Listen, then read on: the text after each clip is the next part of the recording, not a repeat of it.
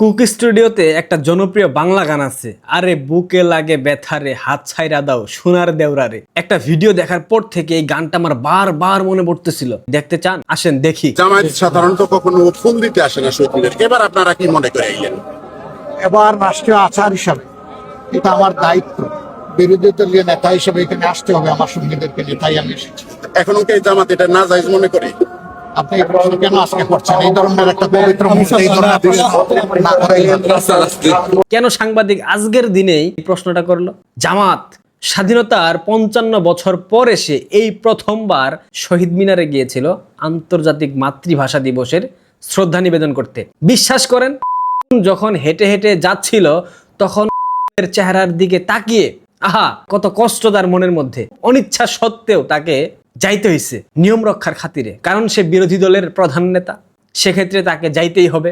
সেখানে যাওয়ার পর সাংবাদিকরা এমন এমন প্রশ্ন করলো, যেই প্রশ্নের উত্তরে জামাতের আমির পুরোপুরি অপ্রস্তুত ছিল। এইভাবে তাকে প্রশ্ন করা হবে সে কল্পনাও করতে পারে নাই। এরপর কি হয়েছে? জামাতের আমির যখন শ্রদ্ধা নিবেদন শেষে শহীদ মিনার ত্যাগ করবে, ঠিক সেই সময় সাধারণ জনগণ এবং বিএনপির একটা শ্রেণীর নেতাকর্মীরা স্লোগান দিচ্ছিল। কি স্লোগান শুনবেন? শুনেন।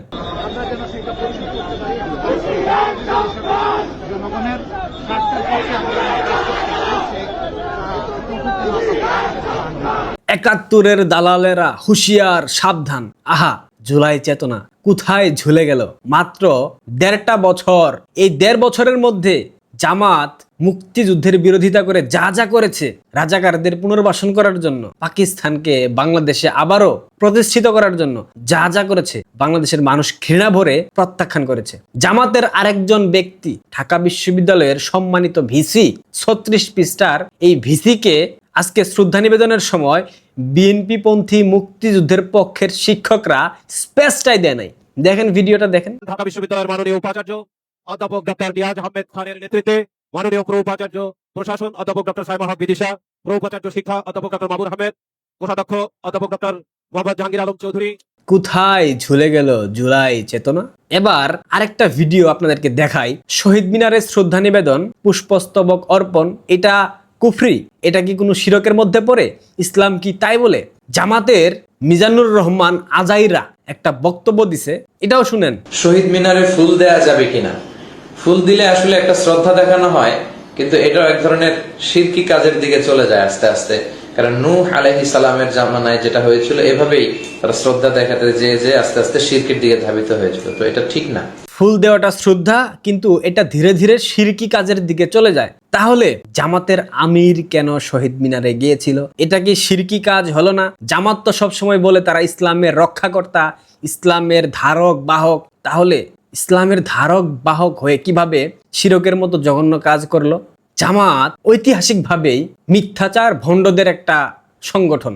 জামাতের অসংখ্য নেতাকর্মী শহীদ মিনারে যাবার সময় ডক্টর শফিকুর রহমানের পেছনে থেকে স্লোগান দিয়েছে। স্লোগানটা শুনেন।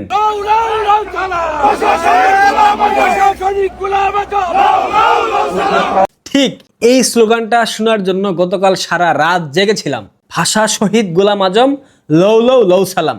চিন্তা করেন কত বড় ভণ্ড, কত বড় মিথ্যাবাদী এরা গোলাম আজমের মতো রাজাকারকে, যুদ্ধাপরাধীকে ভাষা শহীদ বলতেছে। অথচ তৎকালীন সময়ে ভাষা আন্দোলনের পর গোলাম আজম খোদ নিজে বলেছিল ভাষা আন্দোলন করা উচিত হয়নি। পশ্চিম পাকিস্তানের শুক্কুরে 18 জুন 1970 এক গণসংবর্ধনায় জামাত নেতা গোলাম আজম বলেন, উর্দু পাক ভারত উপমহাদেশের মুসলমানদের সাধারণ ভাষা। তিনি বলেন 52 সালে ভাষা আন্দোলনের সময় তিনিও অংশ নিয়েছিলেন, কিন্তু তা ভুল হয়েছিল।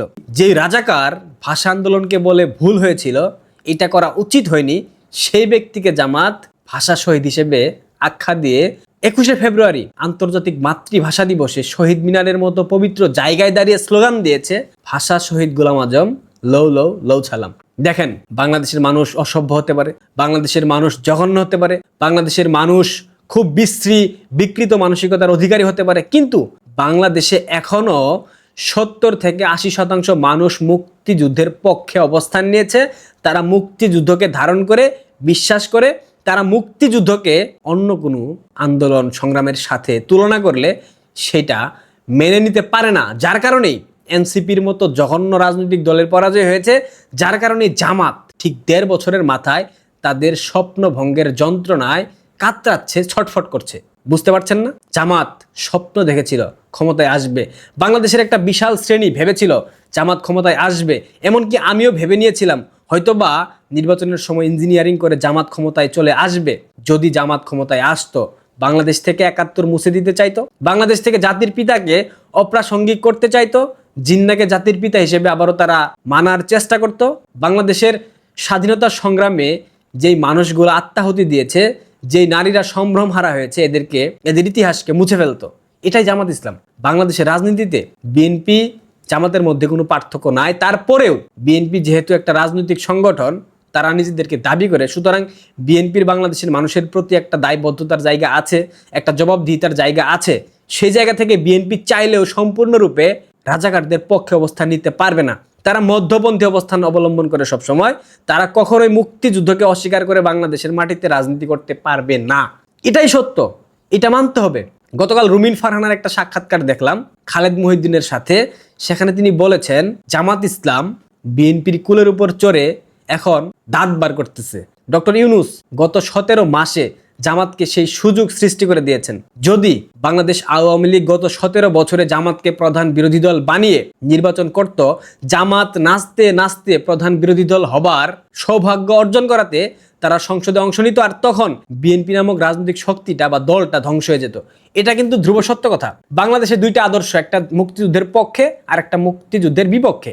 মুক্তিযুদ্ধের পক্ষে বাংলাদেশ আওয়ামী লীগ, মুক্তিযুদ্ধের বিরুদ্ধে বাংলাদেশ জামায়াত ইসলামী। জামায়াত ইসলামী যদি প্রধান বিরোধী দল হতো, মধ্যপন্থী বিএনপি একেবারে ধ্বংস হয়ে যেত, কারণ বিএনপির মধ্যে কোনো আদর্শিক জায়গা নাই। রুমিন ফারহানার এই কথাটাকে আমি 100-তে 100 দিলাম। সুতরাং বিএনপির ভাইদের উদ্দেশ্যে একটাই বার্তা থাকবে, জামাতের সাথে কোনো প্রকার আতাত কইরেন না। বাংলাদেশে যদি সুস্থ স্বাভাবিক গণতান্ত্রিক প্রক্রিয়ার রাজনীতি চর্চা অব্যাহত রাখতে চান, তবে জামাতের আইডিওলজিকে বাংলাদেশ থেকে ক্লোজ করে দিতে হবে। অন্যথায় বাংলাদেশে কখনো স্বাভাবিক গণতান্ত্রিক রাজনৈতিক প্রক্রিয়া চলমান হবে না, গণতন্ত্র পুনরায় প্রতিষ্ঠিত হবে না। জামাতের কোনো চরিত্র নাই। বাংলাদেশে বামেরা যেমন চরিত্রহীন, বাংলাদেশে জামাত ইসলামও ততটা বৃহৎ চরিত্রহীন দল। এই দল কোনোদিনও স্বাধীনতার পক্ষে সম্পূর্ণরূপে অবস্থান নিতে পারবে না। তারা কোনোদিনও 71-এর জন্য মাফ চাইবে না। জামাতের আমির শুধুমাত্র রাজনৈতিক সংস্কৃতি বজায় রাখতে গিয়ে বিরোধী দলের প্রধান নেতা হিসেবে তাকে শহীদ মিনারে যেতে হয়েছে, যার কারণে তার পূর্বপুরুষদের স্মৃতিচিহ্ন ভুলে গিয়ে তারা শহীদ মিনারে গিয়েছিল। এর বাইরে আর কোনো কিছুই না। জামাতের আমিরের উপস্থিতিতে সাধারণ মানুষ এবং বিএনপি নেতাকর্মীরা স্লোগান দিয়েছে, রাজাকার রাজাকার বলে জামাতের আমিরকে সম্বোধন করেছে। এটার জন্য তাদেরকে একটা ধন্যবাদ দিতে হয়। সবশেষে আন্তর্জাতিক মাতৃভাষা দিবসে সকল শহীদদের প্রতি বিনম্র শ্রদ্ধা জানাচ্ছি। সৃষ্টিকর্তা তাদেরকে অনেক ভালো রাখুক। সবাই ভালো থাকবেন, পারলে ভিডিওটা শেয়ার করে দিবেন, আর জামাত থেকে সবাই দূরে থাকবেন। জামাত একটা রাজনৈতিক ক্যান্সার। ধন্যবাদ।